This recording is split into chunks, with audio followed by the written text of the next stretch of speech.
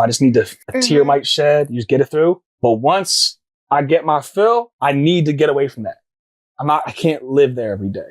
Yes. You know, if that's all you're hearing is shoot, shoot, kill, kill, switchy down, and you're an impressionable young kid, I've seen it grow over the years. Like Philly Drill's been popping for like 5-6 years. I've been doing it for a long time, but like it's progressively getting more intense and younger. And like the vocabulary is getting shorter. It's just all like just different ways to how everybody's saying they kill you. Kill you, yeah.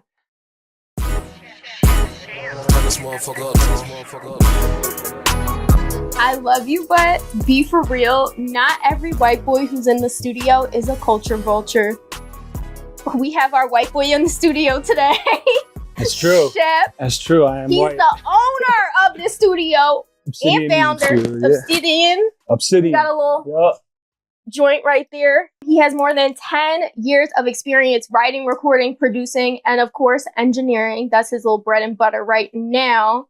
He's worked with premier acts out of Philadelphia for over 5 years, including D4M Sloan, OT7 Kwani, Lay Banks, and Fadi Goon. Yeah. Welcome. Well, actually, thank you for having me in your studio. No, I appreciate it. Thanks for coming. You gonna let me sing something? Whatever, you can sing whatever you want. I got you. I'm a great singer. As soon as we wrap this up. It's his birthday, so I'm going to sing like the Marilyn Monroe Happy Birthday, Mr. President. Okay, as long as we got to film that too. Put that at the end. We are. Okay. It might go viral. You know how Kim Kardashian did the Santa Baby, John? How all the Kardashians last year did that, and it was like in the studio with Travis Barker, and they did a Christmas thing. I didn't see that, but... And she made a whole like Marilyn Monroe like video. It went crazy? Yeah. Well, I mean, I feel like anything she does, it goes crazy. Yeah.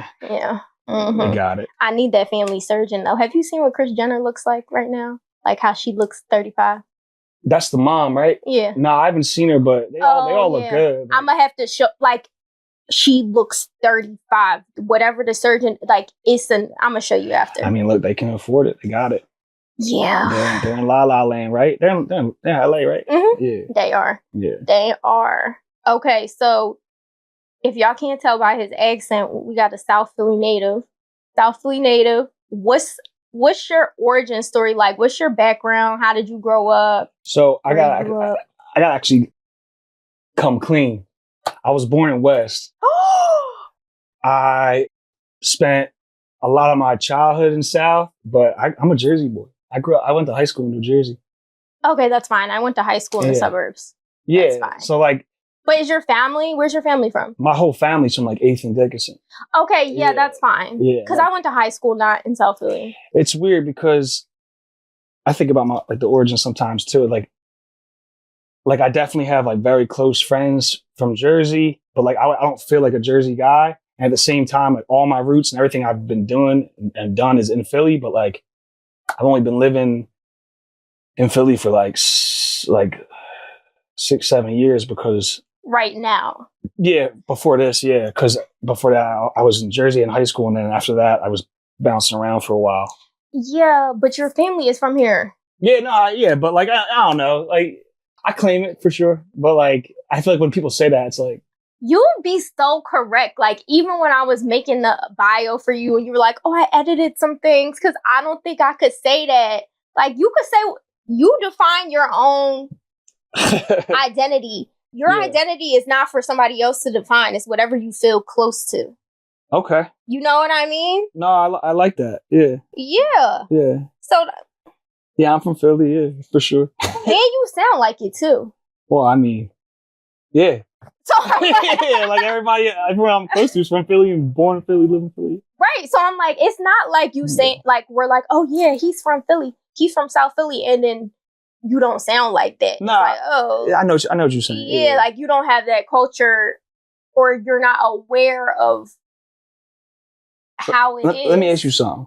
Do you feel like something I've been working on the past like couple of years is? Do you feel like when you're around certain people, you change a little bit? Yep. So I've been like focusing on that the past couple of years. Like, is that appropriate? I think it is appropriate for communication purposes. Yeah. And also like based on how I look, like I try to be like, I feel like sometimes like people like look at me like, oh, this dude's like, he just got done serving 20 years. He's a cohort, you know, like, based off like my tattoos and stuff. And then like I try like, hey, how are you? Yeah, like, you know what I mean? That's just survival. Oh, I bet. All right, cool. That's survival, and I think I thought that was normal, or I was hoping that was normal. It is normal. Yeah, that's survival because at the end of the day, we all got to eat. And I have an objective. There's something I'm trying to get. I think it's different if you're doing it to make somebody like you. If you're like, I want you to like me. I care about what you think of me and blah, blah, blah. Like to manipulate? Liked by everybody. Not manipulate, because we all manipulate at the end of the day. But like if you want to get to a certain objective. But as far as like you trying to, where I don't like it is if I'm trying to be liked, if I'm trying to make you feel a certain type of way about me, so I'm acting this way. Right. Yeah, no, I get that. There's a fine line. There's a difference. I think I understand what you're saying. It's like with the heart behind it. Because I also, before I was doing music, I was in the restaurant industry, and you know, you got to wear a mask the whole time you're serving tables, like right. Because that's basically, if you like me, I get my tip. So, but it's still an authentic version of you. Because my first job was when I was 14. I was a bagger at Acme, and I was super like nice to the people and stuff. But I had a certain level of character that was felt true. It wasn't gonna change. Right. Like my character's my character, and I genuinely care about people, and I genuinely want to do a good job. And I also do want to get paid, but I do want to do a good job. But there was situations where, okay, my little boss at the time, I had been wearing the same pants to work for a year. And she was like, oh, well, technically the material of those aren't the material that they're supposed to be. And I was like, well, these are the same ones I've been wearing. And she was like, well, next time you come, you need to be wearing different pants. Was I wearing different pants? No, because are you giving me money for my little minimum wage job or whatever? And she was talking to me kind of crazy. So I don't care. So that was your last day at the job. Well, when I came the second time, they tried to, it was a lady, because everybody fucked with me there because I was always super, but I just have my own morals. It don't matter. So it's like everybody fuck with me because I am a nice person, and I do be like, hi, keep with y'all. But when the manager lady was mad the second time, they was like, oh, well, today is jean day. If you donate $5 to the whatever jean thing, then, and it wasn't even jeans, they was black pants. But she was like, if you donate $5, then it's going to be fine. I told my mom what happened. My mom came up in there, and my mom was like, yeah, this is going to be India's last day, because she not changing these pants. She been wearing these same pants for whatever. You're being sounds weird. Like that manager had a bad day. Yeah, like whatever. Yeah. And my dad gave me $400 for the summer. Hey, yeah. See, that's the thing. So it's like, I just feel like you should be yourself. Be yourself, and the right people in your life are going to enable you to continue being yourself and to set boundaries to a certain point. I love what you're saying right now, because that's what I'm a little older, but that's what I discovered later is, a lot of the people and relationships I had I wasn't being true to how I was feeling, or maybe I was, maybe I would have been around better people or had more, tighter relationships if I in-depth relationships, deeper relationships. If I was a little more in touch, but I was drinking all the time and shit too. So like all the time. Yeah. Like not just at night, like during the day and shit. I guess from like 20. I mean, I was a heavy drinker as a kid, and then I went to college. I was heavy drinking there, and then I was like in the music at college, and then my senior year, I never actually finished college, but so I started DJing. Okay. And it started taking off. But yeah, I like kept drinking. I'm 33 right now. I slowed down drinking at like, when I hit 30, I was like, yo, I drink all the time. Did you feel bad, like physically bad? Yes. And the hangovers got worse as I got older. And, but I was like an athlete. I was always in the gym. So it kind of like balanced out. There's actually even one point where sometimes when I would get like super fucked up, I would wake up in the morning and my anxiety was like unbearable. Yeah. Like crippling That's in happened to me bed, before. cannot leave and cannot feel good. Yeah. But I would make really good music in that state. You would? Like, well, I make like a lot of like my personal stuff is like emo shit and like that kind of stuff. So then how I justified drinking was, well, yeah, I feel like shit when I wake up, but it's for the music. So, and then when I'm turned at night, I'm making hype stuff. So it all works out. And then, yeah, I'm like, I don't want my like liver to explode or like something. Yeah, so I gotta chill out. The liver shit. Yeah, so I'm more health conscious now, and luckily, I think I'm all right. But it was crazy for a long time. Do you ever like in leaving that lifestyle behind feel like it's going to be hard to make music that compares to what you made when you was drinking? No. I think at first I was definitely like a little dramatic. I was like, I can't record without drink. Like I can't tap in. Like, you know what I'm saying? I can't get deep enough unless I like got my drinks in me. But yeah, as I slowed down and like just kept working through it, making music, I feel like it made me like a better artist because I actually have this term. I don't know if it's like a common term. I just like, it's what I thought of, like unconscious artist and a conscious artist. Like I work with a lot of unconscious artists, like no musical training, no idea of what scale, pitch, key, theory, arrangement is. But when they're in their zone, they can sing their ass off, or like they just know the perfect arrangement. This is where the verse, the hook goes. Like you're unconscious, but like you're just tapped in, if that makes sense. And then there's conscious artists that like, studied arrangement and the tricks and tips. Yeah. Like, they know the math behind music and kind of like can make decisions based off that. I think when I slowed down drinking, I started becoming more of a conscious art. I started like I revisited all the theory and like arrangement stuff. And I started teaching myself piano and like, just like, because for years I was making music. I didn't know how to play piano, but I had a piano. So I'd be like, all right, I like this. And then it would be trial and error for a minute. And like, I like when this goes to that. I don't know what it's called. I don't know what I'm doing, but it sounds good. I like it. Everybody else likes it. You like that? You like that? Sounds good? Yeah, all right, cool. Now some arrangements, like, yo, if I play this like F minor, it might sound good with like a C sharp minor or some shit like that. I still barely know it, but I learned a little bit enough to like, now I feel like I can, I can make music like, yeah, like most of the time I'm sober in the studio. I'm always sober in the studio now. I still have a couple drinks here and there, but like never in the studio really. It completely switched. Yeah. Yeah. That's interesting because I always think about, I was watching the Ray Charles movie. We were talking about this off camera. Right. And like all the... I love that. Come here, let me touch you. It smells so beautiful. Nah, Ray was a player. I really hope that's really how, I guess that's really how he was. No, it definitely was how he was, because then I went to watch like little interviews that he had did for real in life, and that's really how it was. And he would get up and say bye, and he'd be like, he'd get a little grabbing. I can't see. I'm sorry, I didn't know. Like he was, but like he was always on the heroin, and then like after he got clean off of that, he was drinking. Like he just replaced the heroin with the drinking. I'm like, wait, he made such, like, I mean, he created soul almost.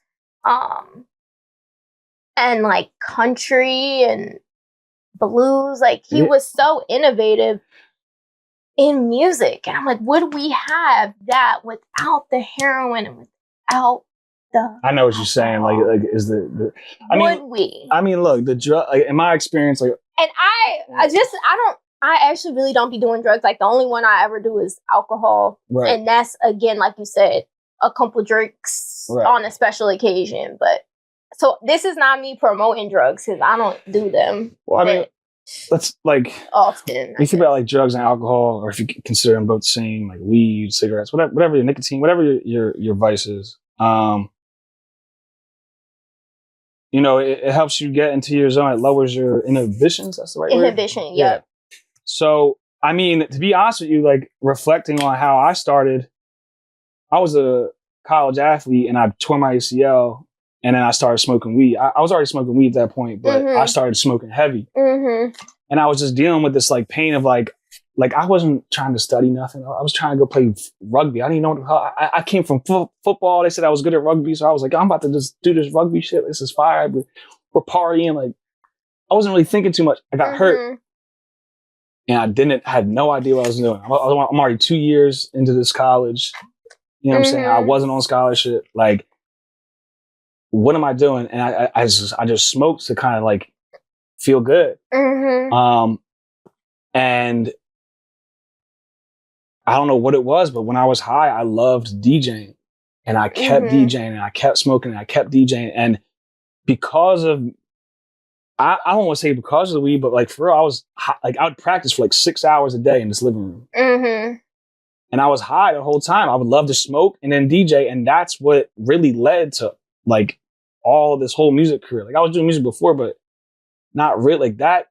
Like a lot of the drinking, like that got me through a lot of stuff. Like, I don't know. It's crazy because like I've been having this conversation with myself in my head of, should we really be demonizing drugs the way that we do?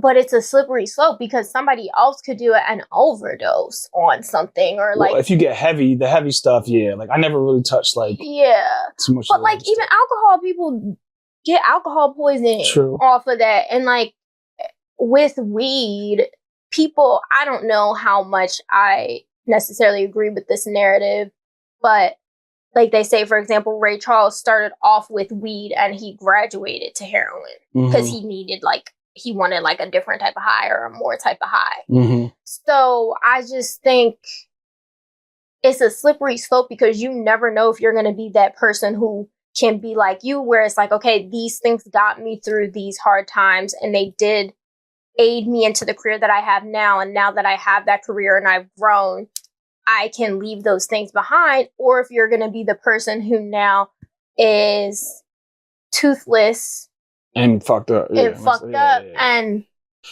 a lot of time it's based on who you're around too. Like, to be honest with you, I didn't know I was a heavy drinker until I was damn near done being a heavy drinker.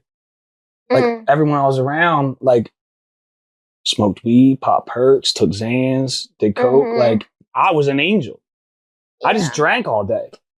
Yeah, so I was always an angel as the drink person because I never did weed. So like I was always the angel. Like I do drink. So I never really looked at it as an issue, and like I guarantee you, a lot of people I was like I'm still close with. Like they'll probably be like, I don't really see an issue. But I started meeting different people through the studio from different areas. And they were like, "Yeah, dude, you were drunk all the time. You drank a lot." And I was just like, really? Like, y'all don't do, like, I guess, like, do I? Yeah. You know, I didn't even notice. But, no, it could definitely be a slippery slope. Like, you know, luckily, what really made me stop drinking was my stomach would just hurt so bad whenever I drank whiskey. Like, it used to not do that. So, I literally, like, and the same thing with weed, like, whenever I smoke weed now, I get so incredibly paranoid and anxious. That I'm not doing this anymore. Like, but if those things never happen, I'd still be drinking and smoking. Like, I bet you. Like, there's no way I wouldn't. But then that's what I'm saying though. Like, some people, they just won't ever stop, and you did, and it's like, it's a blessing. So then you don't know. It's like I don't demonize drugs, but at the same time, I'm like, well, what if you are the other case? And that's what scares me about them. But then again, I'm like, I don't want to get rid of them because they help people through things. And also they help us get some really good art. Right. And on top of that, I even believe that they was high when they was writing the Bible. They was off of some shit. Some type of psychedelic. Yeah. Some kind of psychedelic. So it's like, like we have the Bible because of a drug.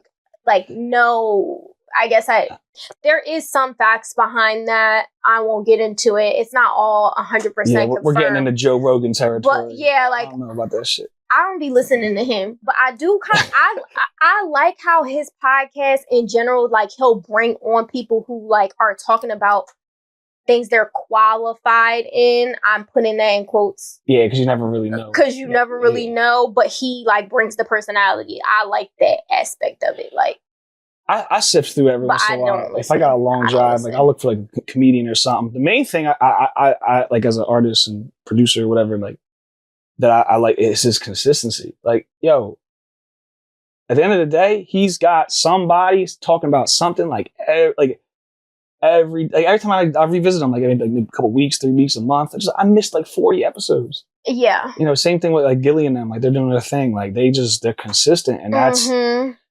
You know, entertainment industry in general, definitely music, but entertainment in general, I think the defining factors if you're successful or not is your consistency. Like how can you keep doing it to naturally just build and, you know, but I think he does that well. Period. Well, you shouted him out. I don't know if that's a good thing or a bad thing. Oh, I don't know about all the, I don't know. I skim through the politics shit, so I see shit. I don't know, but I probably, you know, I'll stay in my own world for sure. Somebody's gonna hate me for that too, so fuck it. Somebody gonna hate you for something. Yeah, that's what I'm saying. At all points and times. I feel like as an artist, you probably don't, like, you know, not to really give a fuck about. Oh, you lose. Yeah. If you're serious about being an artist, like you gotta lose. You're gonna lose it quick if you really love this shit. Like you just. When I was a kid, I cared so much about what people thought about me, but by the time I was like 19, like I just. That's faster than a lot of people. Yeah. Yeah. I feel like if you want to do anything great and you want to do anything that's gonna be sent out into the world, like not sit at your corporate job and like type and like your name's not attached to it, whatever. If you're gonna do anything where your name's attached to something, you're putting it out in the world, you cannot care. You cannot give a fuck about what other people think. You just can't. And like sometimes you can care, like if someone's giving me feedback, like, hey, India, this wasn't the right way to approach this, or this wasn't the right way to say that. That's different than me actually caring whether you like me or not.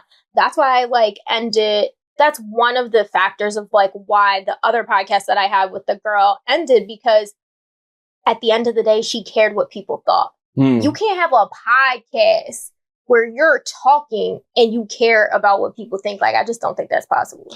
It's interesting. I don't want it to come off like I don't take in people's opinions. I don't take in opinions. I hear people and I consider it. Yeah. But at the end of the day, like when it comes to the creating part, like when you're in that moment creating, if you're trying to do anything other than really focus on how you're feeling about what you're making, you're probably gonna like hit a couple. Like it's not gonna go far. Yeah, it's not gonna go far. No disrespect. It's not gonna go far. Right. So you're an engineer. Right. Yesterday when I was trying to be like, oh, what do you do? Let me put it in the little bio. I said producer, and Mr. Jarrell corrected me and was like, oh, engineer. And I'm like, okay, what's the difference? What is the difference? So most people know me as an engineer. I also have a lot of people that know me as a producer, and some people know me as an artist. So it's like, it depends where I met you or how we came across each other. But yeah, how I make my money is engineering and producing. Engineering is sitting in the seat, running the computer or running the gear to record the vocals or the instrumentation. And then there's different types of engineers. I kind of do it all. Like I don't have a massive team, but so I'll record you, meaning go in front of the mic, make sure it sounds good, it's recorded properly. So that's production, that part. It's production, but I guess I don't even know how to say this in a smart way, so I'm just gonna blurt it out. No, just blurt it out. Like how people know the terms. Like a producer nowadays is someone who makes beats and only makes beats, and an engineer is somebody who does all the other shit. Okay, but a lot of all the other shit, people don't even understand how much work goes into it. I'm not gonna lie to you. And this is no disrespect to any producers or anything like that. Yo, making beats, and maybe it's just because I've been doing it for a while. I feel like making beats is so fucking easy compared to engineering. Yeah. Like, especially nowadays, like with all the sample banks and there's different programs called plugins and VSTs that you hit 2 buttons and it makes a chord structure for you and does your drums for you in a couple seconds. Like, engineering is the science and the craft and the art behind that, of making all these things blend and sound good together at an industry and commercial level. And if you don't understand what I'm talking about, like, go listen to that SoundCloud link like your little cousin sent you, and then go listen to like a Doja Cat song and just listen to the quality difference. Meaning, like, how clear the vocals sound, how that bass hits, the volume. Play that song, play like an unprofessional song and a professional song at the same level in your car. And you're going to hear like, yo, this song is like way quieter and scratchier and like doesn't even hit.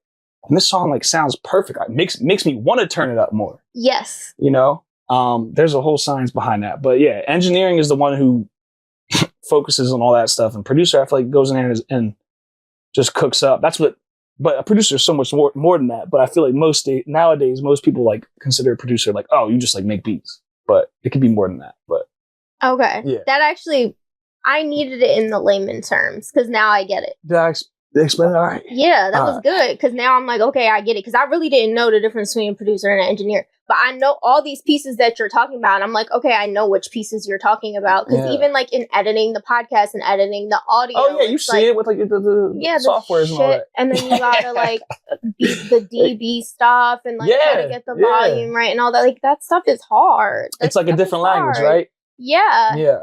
Yeah. That's what it is. Yeah, that makes sense to me. And then like sometimes when I'm watching stuff on how to like play around with the sound, I see people have their tutorials on like, if you have these 3 or 4 instruments, this is how you get all the different instruments to blend. Yeah. I'm like, oh, hell nah. So yeah, that's that. Yeah. I mean, I don't have instruments, thankfully. I got this instrument right here. We're gonna check out. We're gonna see what's going on. We're gonna work it. What song we doing?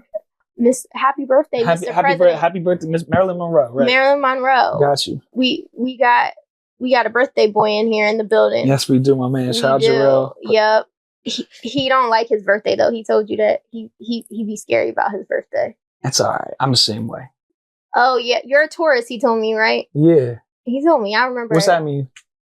The Taurus. Like, I don't know a lot about the zodiac stuff. Oh, you don't. Oh, so it means when you a Taurus, you kind of like stubborn a little bit. Grounded. What? No, I guess I don't know if am I still. I can't tell yet. All right. I don't know. Are you grounded? I feel like you're grounded because you was like, okay, yeah, my stomach hurt from the drinking. I'ma just stop. I feel like that's like a Taurus like thing to be able to just say you want to do something and then do it. I never thought about it. Yeah, I'm probably pretty. I guess I'm grounded. Yeah, I mean, I'm pretty in the moment. I try to be. That means in the moment. Like no, but not self-centered. You are. Oh, I'm very aware how I'm feeling. Yes. Yeah, and I constantly am thinking about why am I feeling this way and what. Yeah. And you will stand on it, right? Because some people will be like, "Oh, my stomach hurts when I drink," but I don't know if it's from the drinking. Oh no. Maybe it's from something else.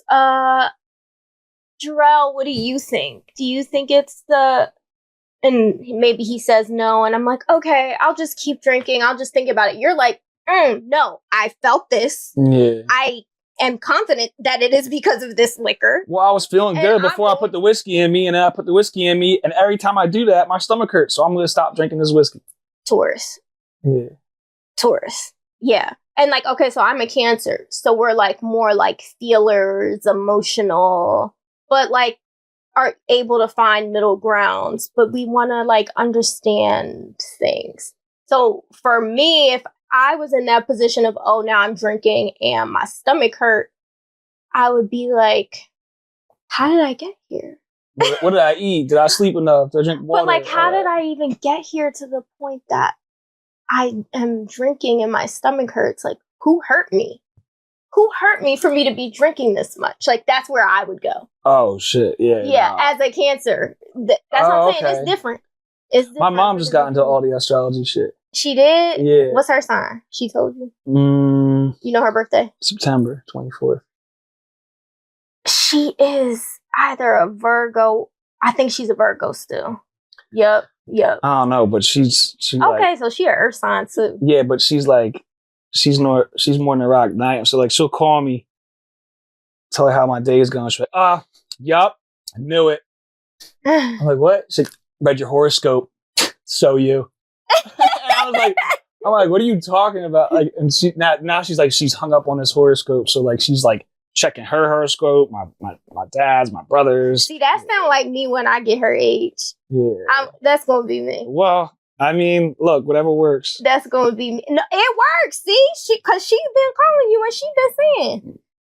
Look, I'm not knocking it. She ain't I have no idea what's real and what's not. But you don't. But the thing is, you don't need to know it. I don't think you need to know your stuff because, like, I said it to you and you're like, "Oh, that resonates," but you didn't need to know that. Like, you're not better off for knowing that. True. Like, if you're into it, you're into it. If you're not, you're not. Like, I don't think people. I was dating this one girl for a little bit. She demanded I had a what's that app called? Co-star. Co-star. Oh. She wanted to know my existence. Like, yeah, you put it on your phone and all that. And and they started telling me, okay, actually, you're a rising something Sailor Moon, and like, I'm like, look at this shit. I'm like, yo, what is going on? She's like, yeah, that's why. Zodiac got a bad rep with me because. No, do you remember when they had those memes online and they're like, "Oh, it's a red flag if a girl asks you." I look, if I knew how to make memes, I'd be. That's me. I'm the one making those memes because we would get in an argument about some. I can't think of something, but we would get in an argument, and she would blame it on the star shit. She'd be like, your Mercury's in retrograde, and I'm like. No, like don't fucking wear your shoes in my bedroom. Like don't put your shoes on the couch. Not the stars. That's why you're angry right now. And I'm like, no, I'm angry because your dirty ass shoes. It's raining outside. There's mud. You're just walking around my living room. Like, yeah, no, she took it too far. Yeah, I take it far, but not that far. Not that far. But I do be like I can't go with Gemini. They make me do really crazy things. I dated a Gemini. Women's, I feel like, is better. That's the two-faced one? Yeah. Facts. Did she make you do crazy things? A little bit? No, because I was older, so I was like contained. But if I would have dated her when I was in my young 20s, I might have crashed out. See, y'all, that's what they did to me. That's what they did to me. Yeah. Oh my God, that shit is crazy. And then they be trying to say, oh no, it's not a Gemini, it's just you. No. Yeah. But yeah, I don't know about this shit. Whatever. Zodiac. Do you ever crash out? Nah, not anymore. But you used to? I think so. I think I'll get really emotional. I do wonder what it is in the rest of your chart, though. I don't know. I'll send you my co-star. You can tell me what's wrong with me. Because I'm like, oh, emotional, huh? I'm like, you might got some water signs up in there. Yeah. I don't know, but I mean, I feel like, and maybe I don't know. I feel like I was never really wrong though. Like I feel like it was justified, but like maybe looking back at it, like if something is bothering me to the point, like nowadays, if something bothers me even a little bit, I'm out. You don't try to communicate first? Why? You're never gonna. I'm out. There's no perfect bitch in the world. Lonely. I'm so lonely. That's gonna be you. I got nobody. Yeah, fuck it. Like whatever. Like I in the music. Like I got me and Ray. Like that's me. Like that's gonna be you. That's me because you know. Ain't no perfect bitch. A bitch gonna bother you. It ain't no point in having a bitch if she don't get on your nerves. You know. She gotta get on your nerves a little bit. I don't know. Look, I've had some crazy exes. Me too, but like I just got jail mail the other day. I don't even want to put that story out there, but I have a couple crazy stories where like, yo, yeah, I feel like however I am now, it developed because what I've been through. So I'm just like, you know what? Let me just focus on this music, focus on my business, and that's what I've been on for the past. But I think you could focus on the music and focus on the business. But saying that, okay, if you did meet a girl, if you don't like something, you just... I mean, I'm open-minded, I guess, but like, I also, like, I'm not like, I guess I'm not really like, I'm not really, where do you even find women now? Somebody somebody else asked me that recently. They're like, I think everything's online, and I'm not about to go just like, yo, what's up? I'm in your DM. Like, it's weird because I feel like I come off so not like me when I'm trying to text. DM. And then I'm trying to figure out what to type, and I'm like, fuck this shit, because it made me feel certain. So I'm like, fuck it. Like, I'd rather like, but it's weird nowadays to be like, oh, I like the way you look. Like, you want to go grab like a coffee? Like, you want to go grab some food? And we don't know each other. We haven't talked yet. But that's how people be doing it. Is that considered creepy now? I feel like that's considered weird now. To go on somebody's DMs? If I came across somebody in the street and I was like, oh, no, that's not weird. My friend just came to pick me up from my house, and on her way to come in, this dude on the street stopped her, and she was giving him her number. I don't know. I feel maybe I should. I don't know. I don't think it's not weird. It's not weird. Now, I'm trying to think of situations where I think it's weird. Like, it'd be weird when a dude be like saying too much when he stopped you on the street. Like, oh yeah, because you about to be mine. Like, all right you don't even like. That's like some old head shit. Yeah, like, I look good. What's up, bitch? Yeah, like, no, I'm cool, but like, oh, like, I would love to take you out. Like, I've gone on a date with somebody who stopped me in the street multiple times in life. All right, well, you gotta give me some game after this. Tell me how to figure this shit out. I feel like it ain't gonna be that hard for you. You spicy white. We can't. No, all right, let me just explain. I don't know her from a campaign. I get a text message. It's like, yeah, here's some of the questions we're gonna go through. Da, da, da, da. How you feel about being a spicy white? I never heard that term before, but it made. I think I understand what you're saying because you know I'm Italian, right? Yeah, right. Yeah. Yeah, I can put it together because like there's like vanilla white, and then spicy white's like you got a little soul to you, right? Yeah. And I'm spicy white. Yeah. Fire. And it's like, yeah. And it's like okay, because we was talking about it with one of his friends that's white. But I kind of feel like he's spicy white. I kind of feel like he not, because to me, it's also like an energy that you have. You kind of take up space in a room in a good way. Like, you came through the door, you had the energies. Like, it was like a loud. Well, energy. We're also this is like if we would have met at a bar, I might have been a little different. I might have been a little more reserved. Like, we're in my studio, so like I feel like I feel really I can really be me here. But in public, I definitely like shy. Not shy, but like if I have a couple drinks in me, it's different. If I'm drinking with you, we're gonna be like laughing. But like if I walk in stone cold sober, yeah, I might just so a lot of people in here. But okay, but that's just like a nigga thing. It is exactly. That's why I'm like, you spicy white, because that's what they be doing when they come into place. They be like, that's funny as shit. So, what would you consider Druski's skit? The white, is that dude spicy white? Is that what spicy white is? I would consider he's a version of a spicy white. That character.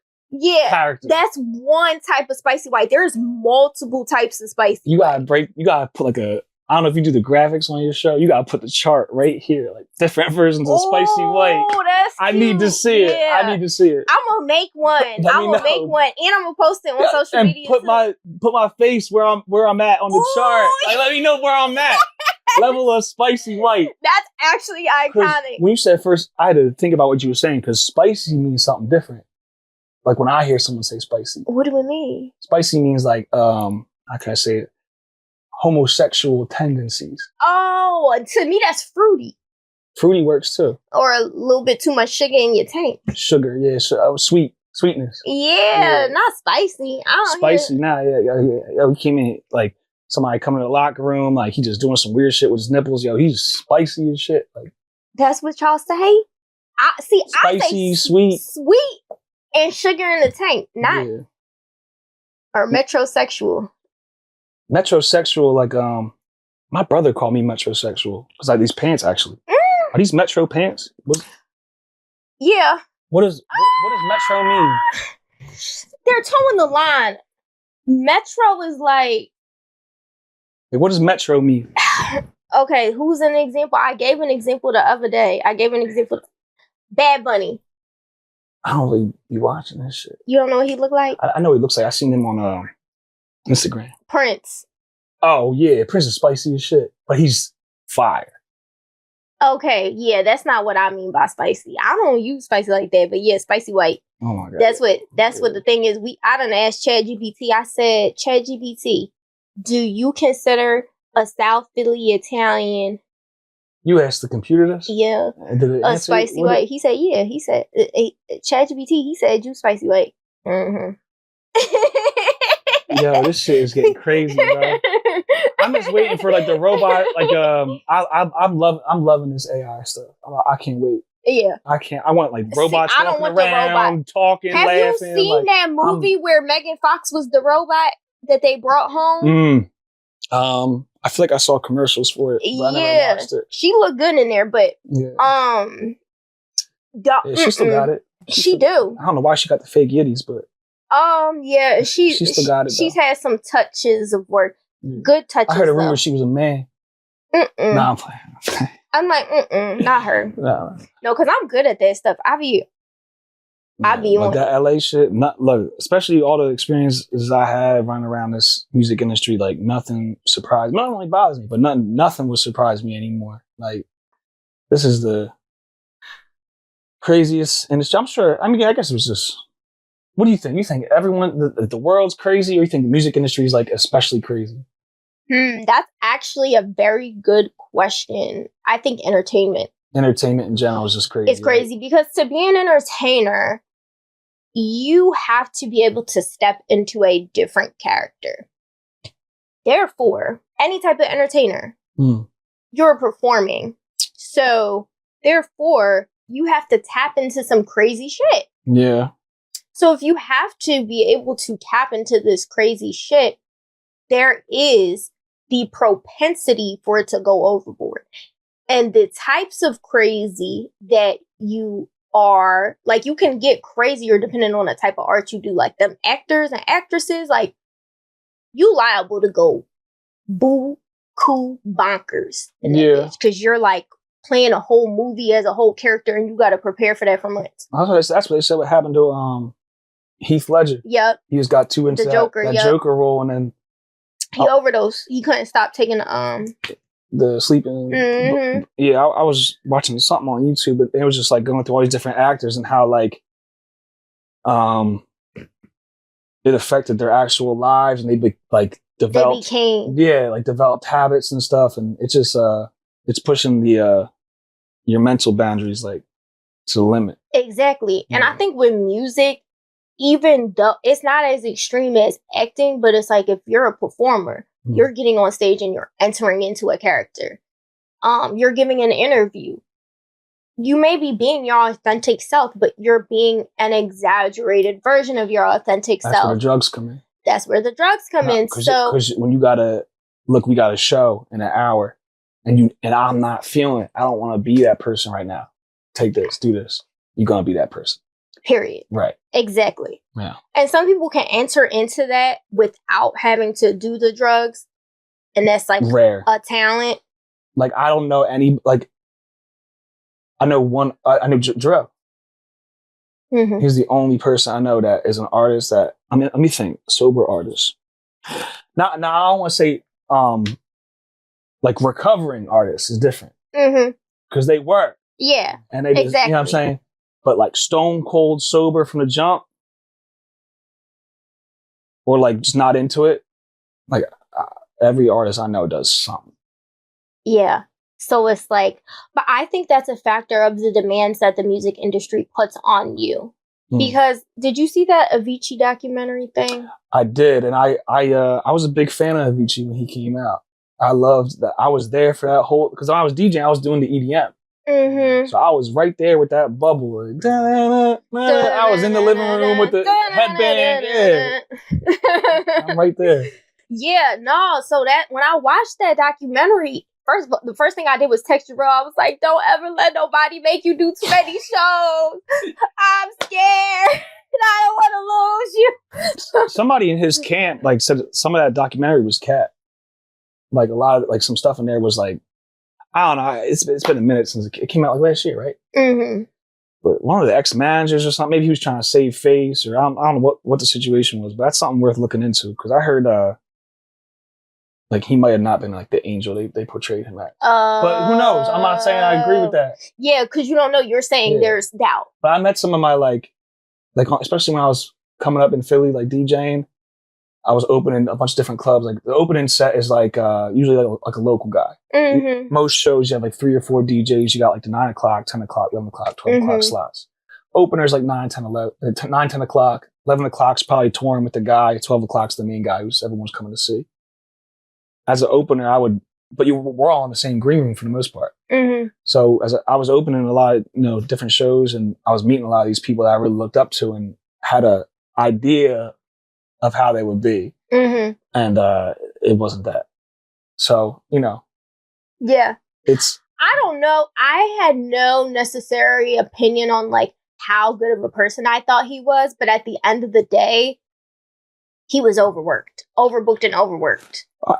I mean, I don't know how they do it. But I think that's just in the music industry in general, though. You have to perform. You have to go on stage multiple times a week. Nah, like, you need that yayo, you need Adderall, you need something because that's so much on your body, like regardless of if you're a good person or not. Maybe as a kid you could do it like in the early 20s, like late teens, early 20s. But like once I hit 30, I literally that drop off does happen. Like I literally I come like right now, my workload, I used to do back-to-back 10-hour shifts like all the time.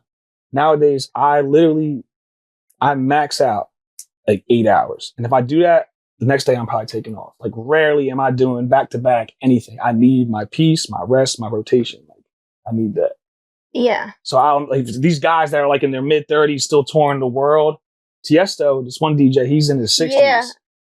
He does. He's old. Steve Aoki, my man. Yep. Shout out Bach Nero from Philly. Mm-hmm. He does he works with, tours a lot with Steve. Yeah, I know who Steve Aoki is. I seen some shit. It was like 365 days in a year. He did like 280, 290 shows. He did. Yes, shit. I heard that same thing. Yeah, bro. What? Like that's what I'm saying. Like it's so. Of course, in the industry, people are crazy. Yeah. I would be crazy if I was doing that shit too. Nah, facts. Yeah. Yeah, you know what I mean? So I'm like, yeah, I think just what is demanded of you as someone who's in entertainment is so much that the entertainment industry people are crazier than the average person. And it's like more likely everyone has a little bit of crazy in them. Facts. And it's just, you're pulling from it and you're getting... Well, that becomes how you make your money. Yeah, exactly. And then it's like, well, now you're kind of addicted to the money. Your emotions and like your...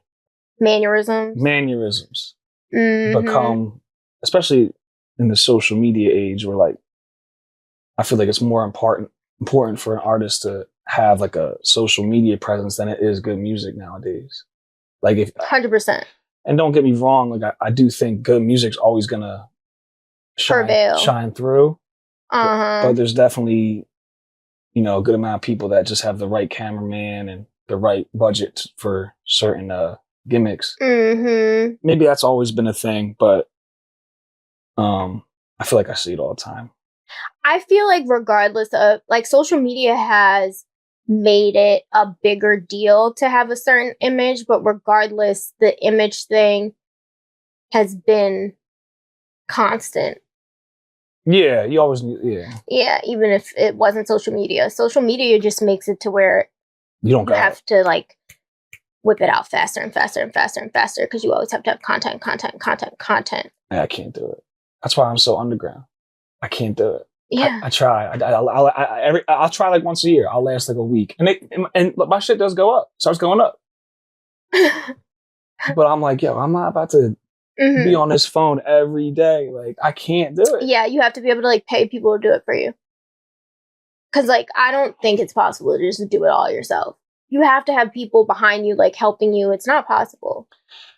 I try to tell like the clients that come in here, especially some of them that like maybe come from like really difficult situations. They're like, bro, like what? Because I try to give them the most direct route to a chance of success, you know? And I tell them, look, learn TikTok, learn how to go viral, learn how, like, cause studio time's expensive. Mm-hmm. And if, you know, people, consistency is key, but if you got to consistently be in the studio and spend all this kind of money, like, you're not going to be able to do that for long. Yeah. So I tell people, like, look, come in here when you got 4 or 5 songs you really know it's going to take you 20 minutes to record these, so we get the most bang for your buck when you come in here. And then literally, I don't want to see you until all these songs are released and you have content out for all of them. Like, that is going to be, if you can figure out how to do that, that's going to be your best way to success. And that hurts my business. But I just, yeah, but you're an ethical person. Well, yeah, and I'm also to the point, like if 10 years ago when I needed clients, I was probably doing or saying anything to get people in here. But nowadays, I have a reputable studio and a pretty big client list. So, like, I don't look. I charge pretty much the same thing to everybody. The same hourly. So, like, it doesn't matter. I just want people to succeed. Like, you know what I'm saying? At this point, the hell am I trying to say? Like, I appreciate the business. Come to the studio. I'll always be there to help you. But nowadays, if you really want to succeed in this shit, like, you got to learn the social media stuff. I think I'm on the fence with that, because I saw the one dude, he is the CEO of BeatStars. He was talking about how if you just nurture, like, you get like 1,000 diehard fans. Yeah. And just really nurture them. Like, but I don't know a lot about, like, the Patreon and all that. Mm-hmm. I don't know about, like, these smaller knit communities that are really sustaining. But even to build those smaller knit communities, maybe you don't do it on social media, but it's still not going to happen in the studio. Yeah, you got to be consistently doing something somewhere. And, like, meeting people and talk. Like, if you're not consistently in the studio spending money, you're consistently in people's DMs talking to them and networking and bonding. Yeah. Whatever. Or whatever you do, or in person, whatever. Like, it, at some point, you're going to have to build yourself as someone who people want to interact with and want to keep up with and want to follow, even if it's not social media follow, but follow their journey. So I don't think you really have a way around that, even if you are making good music, because there's so much with streaming and stuff. There's so much good music out there. Yeah. I could never ever say I've listened to every good song, even if I spent 24 hours of my day always having a different song I've never heard play. Like, there's always something else that I haven't heard that's really good music. So how you set yourself apart from all the rest of the good music is making people buy into you. Yeah. Or whatever version of you that they think you are. You know what I mean? And you gotta have a certain temperament for this shit. Especially, like, if you think you're, like, I used to always think I'm trying to do something new, like something that hasn't been done before. Like, and that's like, I'll just do this new type of music or like something really fresh. Yeah. And I'll just I'll skip all that shit and just skyrocket, right? Nope, not possible. Well, it's been done already. Like, whatever you're thinking has probably been done. I heard, if you want to learn something new, read an old book. No, real shit. Cause, like, I was making, like, multiple times in my career, I working on a type of music. I really think, like, this is going to be something new or something cool or something that hasn't been done in a while. And then there's, like, like a touring act out of, like, Seattle that's been doing it for 2 years. And, it's like, okay. Yeah, there's nothing new. Everything has been done before. Everything has been said before. None of us are special. That part, said before. None of us are fucking special. No, the said before it's fine. It just means, like, maybe the way that I say it is going to resonate with someone else better than it resonates when someone else says it. Exactly. Like, you know what I mean? Like, there's value in me still saying it, even though nobody, even though it's been said thousands of times before, but I'm the special source. You're the special source, or like, you're putting your flair on it, but at the end of the day, it's not new shit. It's not new. Like, it's not. So that's how I feel about it. And if you think you got something new, you need to send it to her DM. And I'm going to find you 10 fucking examples of how that shit is not new. I'm so sorry. I would love but, to like, do it. I think you just have to like humble yourself though. That was hard for me. Yeah. That was really that sounds.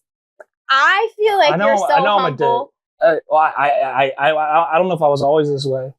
Okay. Like, maybe because I didn't have a lot of friends or like any family that did music. Okay. So like everything I was doing was like cool to them. Well, to the people around me, like it was like, yo, what the fuck? Like, you know what a CDJ is? Like, you know how to work this DJ gear?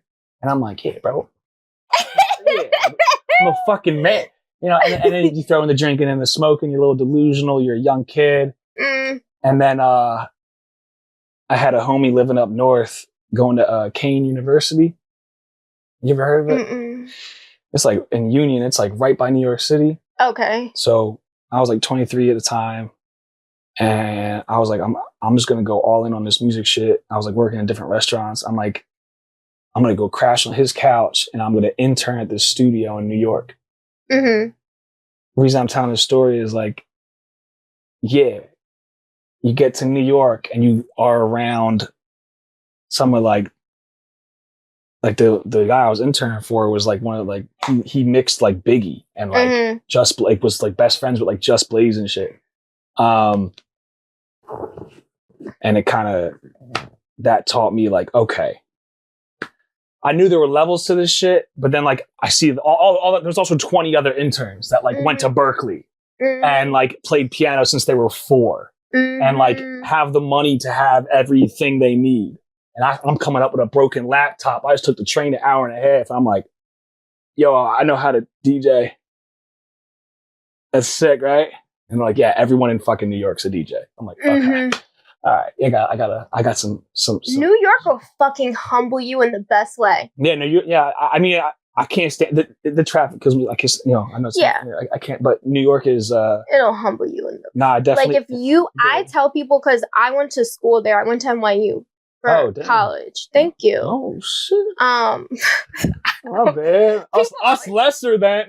No, because that shit humbles you. Because you go, and people always ask me, oh, do you think I could live in New York? And I'm like, I do not recommend living in New York if you don't have a goal in mind. Like, if you don't have some sort of drive. It's not the place like, you bullshit. It's not a it's place you bullshit. Right? What's the point of bullshitting there? Like, you go there, and if you are like, you want to do music, right? You had a goal, and you went there, and you got the fuck humbled, and you learned a shit I lasted 3 months. I lasted 3 months. 3 months of that shit, and I was like, I need to like, nah, I'm going back. I need to like. You hit a depression. So I say everyone's going to hit a depression in New York within the first year at some point. Yeah. Like you're going to hit it. I hit it, I think, pretty fast. Because I was like, wait. I'm like really poor. Like really, really poor. And then I was like, and everyone's doing something and everyone's doing something better than me. I am not shit. Understanding understanding the financial situations and how I don't know. I like I said, I'm a little older, so I know like kids coming up now, like they're adults coming up now. They have more internet, more access to stuff. But first time I got to New York City, I was 18. I got off a train, and I didn't know buildings could be that big. Yeah. Yeah, like I remember, and it might come up then because I was high, but I remember I got off that train at 42nd Street, and I'm looking up, and I'm looking at these buildings. And I went with a few roommates at the time. And one of the kids was from up there. So he was like, yeah, come on, we gotta go. And he's just walking all fast. He's used to it. And I'm just looking at these buildings. And I'm like, because the only point of reference I had was Philly and this small little town in Jersey. Yeah. So I'm looking at this shit. And I'm like, oh, these are all people and businesses. And someone owns this building. And someone like blew my fucking mind. Like it wanted me to value traveling. Yeah. I learned more about myself and who I am and what I wanted to do by leaving where I'm from and what I'm doing. And too, it put a spark under my ass. I was like, yo, like it's not all fun and games. It's not like take it easy. If I want to get there and do these things, you gotta on the double. Like every second you gotta put towards it as much as you can, and that's the only way you're gonna be on the right path. I agree. Yeah. It does things for you. For sure. I thank New York for making me go and get shit. How long you were up there for? 4.5 years. Oh, you did the whole thing. Mm-hmm. Oh shit. Yeah. Crazy. Yeah. How were the parties? You got into the club. You had to have a fake. Yeah, you had to have a fake. Yeah. There was no way you didn't have a fake. Was it like you're out to like 6 a.m., 7 a.m., like dance clubs? No, that was when I studied abroad in Madrid. That was Spain, right? Yeah. Damn. Yeah. Most people who go to NYU study abroad. It's like a normal That's thing. a thing. Yeah, for a semester. Oh, I gotta hear about this. Yeah. I never been abroad. To Europe? No, I had an opportunity to go to Italy.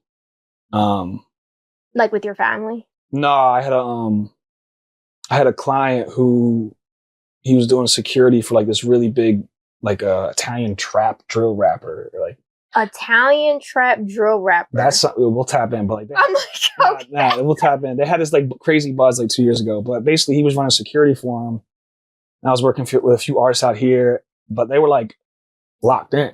Like, bro, whenever you want to go out there, we can go out there. And he did go out there with a few people I knew, but at the time, it just didn't make sense. But yeah, I was thinking about that. Only place I've been was Mexico. I went to Mexico for like a week. Oh, you need to step your toe outside of. Yeah, so as soon as eventually, hopefully. Eventually, hopefully. Yeah, that'd be nice. We was just talking about making that shit happen. Look, I went to New York. All right, I did a lot. That's an hour and a half away. I went to LA. I went to Florida. Okay, Miami. You like the strip club? I didn't go to a strip club out there. Why not? I do like strip clubs sometimes, but why only sometimes? Because if it's a bad strip club, it's just wasting everybody's time. It is wasting everybody's time. I went to a strip club in Charlotte. That shit was a waste of fucking time. So growing up, my mom always told me if you ever want a good steak, go to a strip club. Mm-hmm.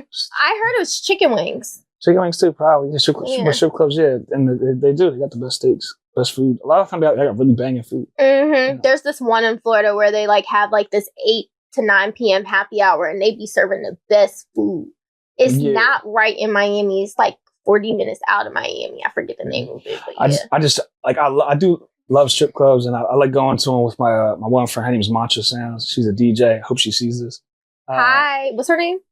She goes by Mantra Sounds. Mantra Sounds? Mantra Sounds. Yeah, she does all kinds of crazy hey girl. EDM music. Yeah, she's a shit. But every once in a while, like we call it be in bed. Like I'll just get a text. Like maybe she had a rough run or I'm going, whatever the fuck's going on. I'll just get a text. Want to be bad tonight? I'm like, all right. And we go. I do that. Yeah. And we just go to the strip club, drop a couple hundred, and like get this food, get drunk, and like it's like a purging. Because I don't do that a lot anymore. Exactly. But every once in a while, you have to let the chaos out. You gotta purge it out. Purge it out. It's like, or else it's gonna be stuck inside I think it's healthy. It's very healthy. I always regret it. I don't, because I don't do it that often. I hate gambling too. I hate losing money. See, I don't be gambling like that though. And I feel like I'm losing money to circle. Like I don't really gamble. I'm such a trick in strip club. Like they could tell me anything and I believe it. That's great. She come up to me. She goes, "That's a great quality." Papa, my kids, they need to come here. I'm like, take it all.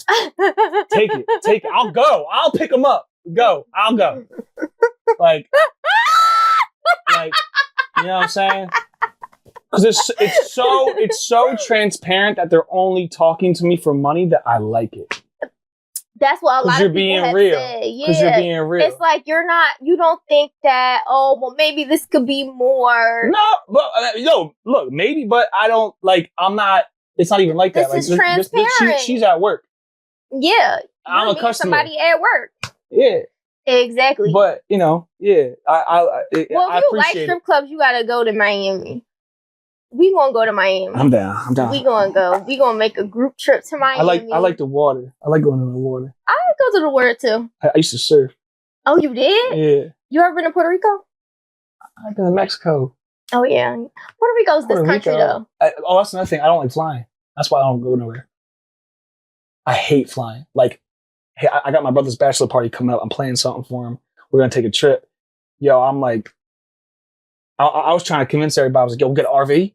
I'll just drive. I'll drive 2 days. Fuck it. Like, you one of them. nah, I don't know. Especially the past year, all this shit crashing, everything going on. Oh, this shit been crashing. It's just on the news now. Okay, so as somebody who, I'm sure girls come in here to record too, right? Mm-hmm. So what do you do if it's a girl that... Take it down. Chop it down. Now, like, but you see how one dude's like, switch him down. No. He's just kidding. Dude from the South. He's the funny, everything, no matter what the question is, he say switch him down. But nah, it's all professional. It's respect. I had a couple mishaps, but it's for the most part, like... Okay, what's a mishap? Damn. You're funny as shit. I just want to know what a mishap is. Like, what would be considered a mishap? Like, I had one client that, like, I think developed, like, pretty strong feelings for me. And, like, maybe because I'm a nice guy, it seemed like I did too. And then that ended in a crazy way. And then I had one client that... Okay, now... Was it because you was a nice guy, or was it because you was fucking her? Oh, no, we never fucked. Oh, okay. No, we never. No. But nah, finding love in the stew. I feel like it would be a cool thing, a little love story, like maybe when you're younger. Like this all happened like a couple of years ago. Like so why couldn't you do it now? Why? I learned that shit ain't gonna work. Oh. But nah, at the time, oh yeah, it's lit. It's fire. Yeah, we're making music, we're chilling. Yeah, it's like you find your soulmate. We're two flames. Yeah. Yeah, flames burn, motherfucker. Yeah. No, I need a nurse. I need somebody who like read books and like garden. So she can't make music and read books? No, she can. But like, then I don't know if I could ever date in the field. Maybe. I'm not gonna say no. I'm gonna be open-minded, but. So when you do find a girl, when you do find that nurse that read books and gardens, are you gonna bring her to the studio and fuck her in the studio? If it unfolds like that, maybe, but that's not what you... Yeah, you gotta understand. All right, you gotta understand something about me. Like, I'm so simple. Like, I just want, like, I think, like, I don't really want much. Look, I'm making money. Got a crib, car, clothes. If I could have a couple good people around me, a good girl, maybe pop out a kid, you won. Like, if you got that shit, you won. I know some people look in the music industry and like they have the kids and the family and all that going on. They're like, I wish I'd chased my dream. Look, bro, this shit's cool. Self-expression's dope. You can still be creative at the crib. Like, you got all that going on. Like, you already won, bro. At least. You're saying like, keep shit simple. I'm all about keeping shit. I'm not separate. Yeah, I don't need she don't need to come. Look, I'm not jonesing to take somebody to Miami and like we gotta go fuck on a yacht and do all this shit. Like, bro, like yo, like all right, bro, like cool. Like why? That costs money. Like I'd rather get a new TV. Like why the fuck we like put a down payment on a car? Like okay. Unless you really got it like that. Like look, I've never been a rich man, so like if I get my shit together, start profiting off it the way I should, like, I don't know, you might see me in a couple of years. I might be like all about fucking get these bitches on the yacht. Like but right now, like, it's just like, I even have some friends that can do that. I don't even feel like I belong there. Like, unless they're actually my friends, I'm down to chill. But like, all right, you got like industry parties, right? You got the Diddy parties. Yeah. You got the Diddy situations. All this shit's unfolding. It's great because like it's gonna put a light on a lot of shit. But like I don't like being nowhere I feel like I didn't earn or deserve to be there. Like I'm not trying to sneak my way into this. Like I was never sneak my way into VIP, dude. Like I'm not a like. Why? Like why are you trying to come off a certain way? You didn't earn it. You shouldn't like. What's the point of being there? Does that make sense? Am I making sense? You make sense. For me, I'm like, look, if other people maybe you chasing an opportunity, an image, a feeling, do your thing. But for me, like, I don't think you should ever chase an image because what can you do with an image? I can't cash an image in the bank. Unless I can, then that's different. But like, I would rather build something that I can spend money with. Like, I don't want to be somewhere just to say that I was there. I don't want to do that. But see, I like a yacht in Miami. You're bougie. That's MIU. That's what you do. It's just what I like. It's not, I'm not trying to sneak in. Not that you were trying to say that. Or like, I don't want to sneak into a VIP because what the fuck is that going to do to be like, oh, I was around these people? Unless I have a goal and I know this person's going to be there and I want to talk to them about this thing and it's going to benefit me in this way, then of course. But it has to be associated with a goal. I also wouldn't want to be at an industry party because that Diddy stuff is crazy. And then like, that should be happening. He be like threatening you and you can't say nothing about nothing. Like, so now this shit done happened and I can't say nothing. And I'm a loud person. Like, I'm like run my mouth type of person. So now he probably gonna put a hit out on me and all that. Like, now I'm unalived. Like, it's too much. No, that kind of stuff, like, it, I think also what leads to me staying more underground is there are probably certain things I could do or people I can get close to or places I could go that would further my career in the sense of financial gain or popularity. But the person I would have to be, I wouldn't like. Mm-hmm.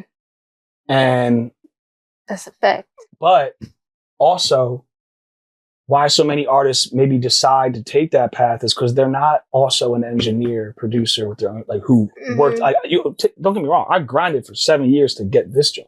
For me, now I have a sustainable income. I can do music for life. I have a sustainable skill. I was broke my entire life.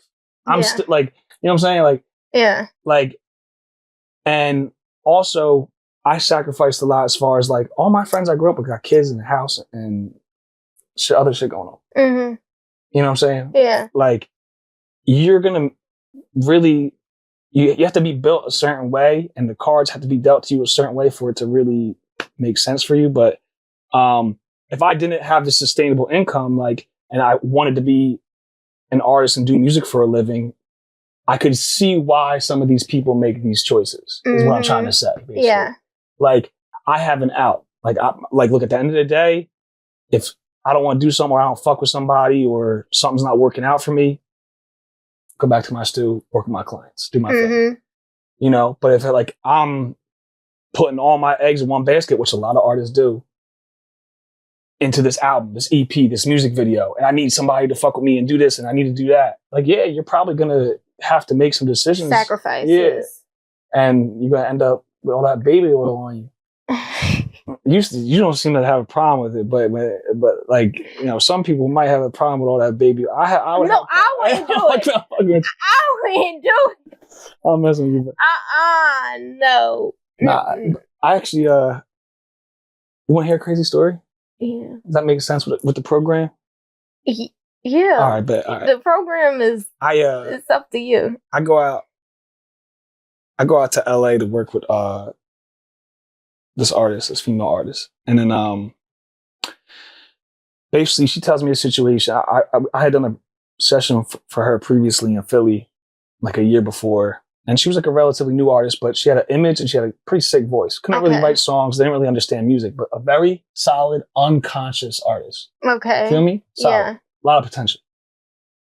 And I didn't see her for like a year. And I get a call out of nowhere. Hey, I'm getting signed to $1 million deal. And I want you to come to LA and I want you to help me produce, write, and record my first album. Okay.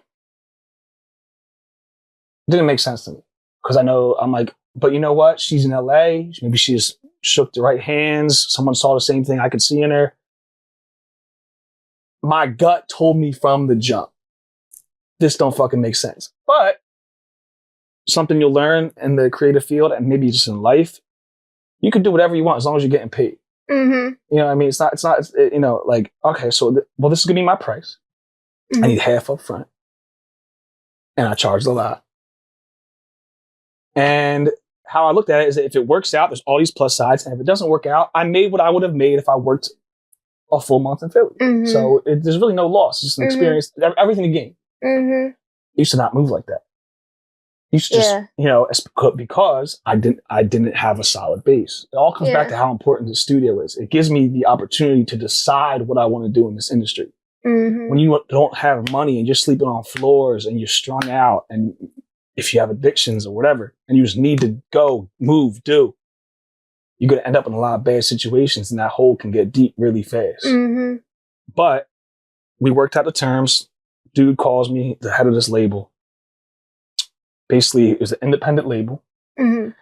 which means somebody got a lot of money mm-hmm. and wants to fuck around the music industry. It's basically what that means. I think there's like 3 major labels that run the whole show, pretty much. Mm-hmm. Independents are just the dudes with money trying to make shit happen, or maybe just like do it yourself kind of things. But anyways, says he got all this money in the tech industry, and you know he used to write for Imagine Dragons, and he's feeding me all this shit. And I'm like, all right, well, it makes sense. You got the money, da da da. He's sending me pictures of the crib. He has an assistant calling me, sending me contracts. Mm-hmm. Everything seems like super official, right? Mm-hmm. I get out there, he picks me up in a butterfly door Tesla, gives me a stack. Yo, bro, like, I'm not gonna send you a check. I know you wanted a cash. I'm a cash guy. Boom, drops a stack on me. Here's your half up front. I'm sorry I didn't send it to you before you got here. That was an issue, but I wanted to give you in cash. I know you wanted cash. Give you the half at the end of the month. So as soon as I get there, I'm like, bet. Like, this is for real. We get to the crib. Banging ass mansion in the hills. OVO owns it. Right? We start working on this tape. We're about a week in, and it's just me, the artist, and this dude. And the dude gave me weird vibes from the jump. Just like, he seemed very nervous. And I got some friends out in LA, and I can hold my own. So I don't let my mind wander too much. Like, I don't think this dude's about to like wear our faces and shit. Like, you know, I don't think he's on some crazy person shit. But I'm on guard. Like, he's making me, like, I've been around enough people to know when somebody's like hiding something. Mm-hmm. Whatever. I don't care. I got my money. Long story short, this dude, like a weekend there, he's screaming back and forth with this girl. Basically, he was trying to fuck her, have a relationship with this girl, and this girl was using him for the bread. She started fucking this drummer out in the hills. By 2 weeks, he was estranged from his kids and was trying to fight back to see his kids. So he flew to DC. 2 weeks into this month, when I'm supposed to be writing this album, she's staying at this drummer dude's house. He's in Virginia. I'm in the crib by myself. I'm calling my mom. I'm calling Mary. I'm like, Of course her name is Mary. Yeah, I'm like, I don't know what's happening. And all she's going, did you get the money? I'm like, yeah, I got half. She's like, just fucking ride it out. They're crazy. It's LA. I'm like, all right.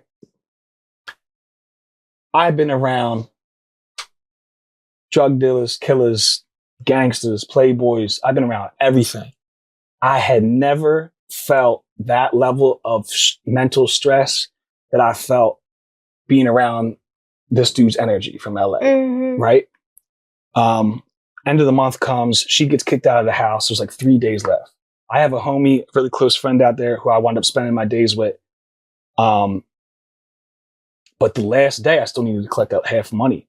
So I wound up walking this dude to the bank to get the second half. The entire time he's telling me that he's fighting cancer. He's about to die now. Out of nowhere. Right? Okay. I know there's a lot of plot holes in this story. I'm just trying to get through it because it's so fucking crazy. But I wound up getting the bread, get my flight, and I dip out. Oh, the morning of, he says, oh, the driver's going to pick you up. Don't worry about it. Dude, this guy was manipulating me and her from the jump. I woke up an hour early. The driver never came. I ordered the Uber as soon as I woke up because I'm in the hills. It takes at least an hour for that Uber to come to take you another hour to the airport. I was like, I'm getting the fuck out of here today. The driver never came. He would have kept me there for as long as he could. And I don't know what he was trying to gain from it. I don't know if it was some gay shit or, you know what I'm saying? Homosexual shit. I don't know if it was some, maybe he was talking about signing me. Maybe he saw an opportunity in that. Maybe he just needed a friend. Maybe he's just severely mentally ill. I don't know what it was. But come to find out, like a year later, like his sister was arrested for fraud and in jail. None of his stuff checks out. Like the tech company, all that, none of that shit was like real. Like you can't really find out information about it. I guess what I'm saying is like, I was still able to make a lot of money and have a crazy experience with someone in the music industry who fooled me into thinking he was this. Like, he never wrote for Imagine Dragons. Like I wound up recording him one night. He had no idea how to like even make a song. Like, I guess what I'm trying to say is that for if you wanted to hear a crazy story, which I just told you, there is the craziest fucking people in this game. Like, and you gotta be careful. And I can see how a lot of these artists get caught up in crazy shit because you sympathize with the artists who do end up at the Diddy party.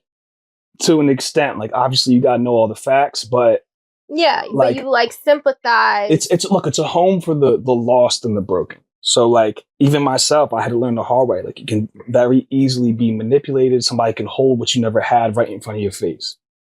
And yeah, there's no telling what you might do or someone might do to get that or entertain that, have a shot at it. So yeah, I tell people like, if I have a young artist in here and their song starting to blow up, I try to give them some game or something. I just try to say, look, everybody got that one dude on your block, on your corner, whatever, your cul-de-sac, whatever, who like you don't trust. He always steals a bike. He was always asking for money. He might take some shit. From a young age, you always got that one person, right? Everybody's got somebody like that. As you climb the levels to this shit, as Meek said, that rat, that shark, that snake, they level up too. They're always there. Mm-hmm. And at the top, there might be more of them than regular people. Like, so you just gotta be aware in this shit. Stick to your day ones and try to remain true. And I don't know, but. Now, you said you're selective with where you go. You don't even really want to be on the yacht like that. Well, that led to it, yeah. I won't invite you on my yacht. No, I'll go with you. Oh, okay. We're locked in now. Okay, cool. And also, no, your energy is good. Cool. Like, I told you, day one with that dude. You knew. From day one, I was like, dude is freaking me. Okay. Something's wrong. Because I was going to say, I feel like you're invited to the cookout. Right. But I was like, I don't know if you would come. Nah, let me get a plate. Period. So, Mr. Spicy White, you do drill rap a lot. Yeah, that's popular genre. Do you ever have people come in your studio and are recording a diss track? Yeah. I try to stay away from that now, but on my come up, when I was just doing anybody that would record me, like I recorded a lot of the times I was recording both sides. Mm-hmm. Like I was recording these dudes who was talking about killing these dudes, who was talking about killing these dudes. Like I was in the middle of a lot of that shit. And it's crazy.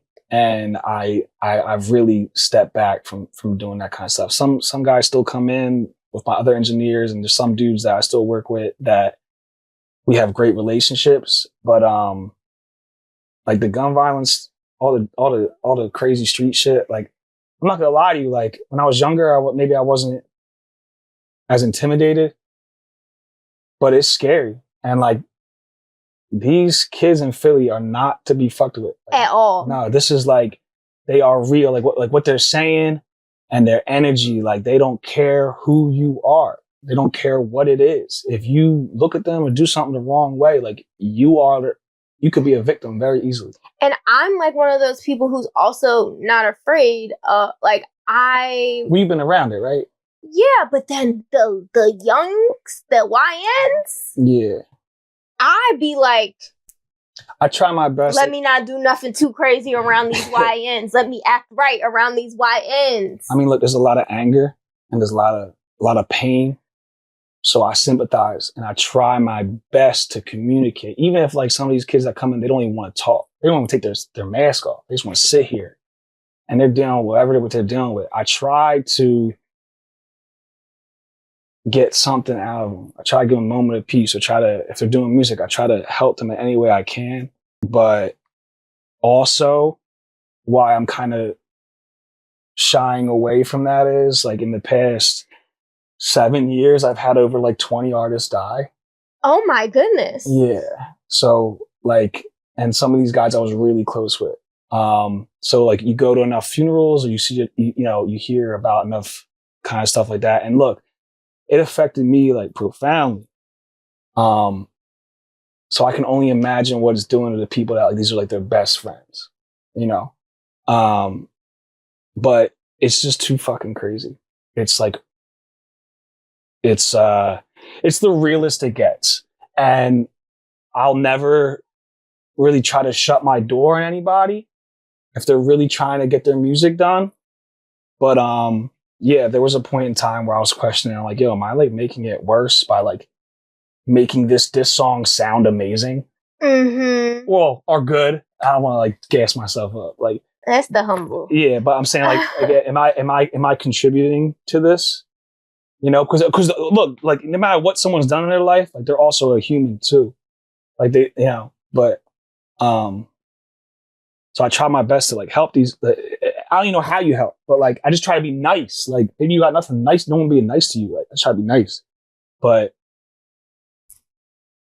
yeah, I'm terrified. To be honest with you, I carry and shit now. Like I knock on wood. Like I've never had a really me personally. I've had situations in the studio, but me personally, I've never really been a target. But this is one of those cities where you gotta constantly be aware of what's going on. Yeah. There was a point in time where Lil Durk was banned from performing in Chicago because they said his music incites violence or whatever the words that they use. Do you feel like that is accurate? Because at the end of the day, music is healing, music is therapy, it can be expressing an emotion. And if there's so many people who are resonating with his music and his message, is it really fair to say he can't perform in his own city? Back at this time, I know he's in jail now, but before he's allowed to perform there now. But So I think the most successful music is like the truest reflection. Like how they're saying it, how they look, what's being said, like how it's being performed. Like the shit that's most successful is what the most people are feeling. While I think it's important to understand that and see that, and I mean, look, if I listen to sad music all day, I'm gonna be a little bit sadder. Yeah. And it's cathartic. How you say that word? Yes, cathartic. Cathartic. Yeah. It's cathartic in a sense, but at the same time, like every once in a while, like if I go down that road, I have a certain album I listen to. If I just need a tear might shed, you just get it through. But once I get my fill, I need to get away from that. I can't live there every day. Yes. You can't. And if that's all you're hearing is shoot, kill, switchy down, and you're an impressionable young kid, yeah, like I've seen it grow over the years. Like Philly Jill's been popping for like 5-6 years. I've been doing it for a long time, but like it's progressively getting more intense and younger, and like the vocabulary is getting shorter. It's just all like just different ways to how everybody's saying they kill you, yeah. And yeah, I don't know. I mean, look, it's the reality of the city. So like, that's the music here. That's the lifestyle here. So it is what it is. But like, if I had a kid, like I wouldn't let him play it. Okay. But once you're an adult, and a lot of these kids become adults at 10, 11, 12 years old. Yes. You're an adult. Like you're a grown man on the street. Like you do what you want. But unfortunately, compared to other people, you might not be considered an adult till you're 24. Yeah. And you thought a lot, had a lot more experiences and know a lot about life by then. 10 years old with a gun is a lot different. So, I don't know. It's a tricky situation, but I like I said, I'm shying away from it. But at the same time, like I still got clients I'm very close to that, you know, may or may not be around that kind of stuff. Period. Thank you for sharing your stories. Thanks for having me. These were like very fun. You can talk anytime you want, especially if you do that yacht shit. You gotta let me know. I'm down. I'll be on a boat. Yeah, But I'll be on the beach. But you don't like to get on a plane. Yeah, and I don't really like boats either. But I'll drive down or something, and then like. Okay. Let's go to Wildwood. Let's go to Wildwood. Oh my God. Yeah, Wildwood. Ciao. Okay. All right. Your Philly is showing. Bye, y'all.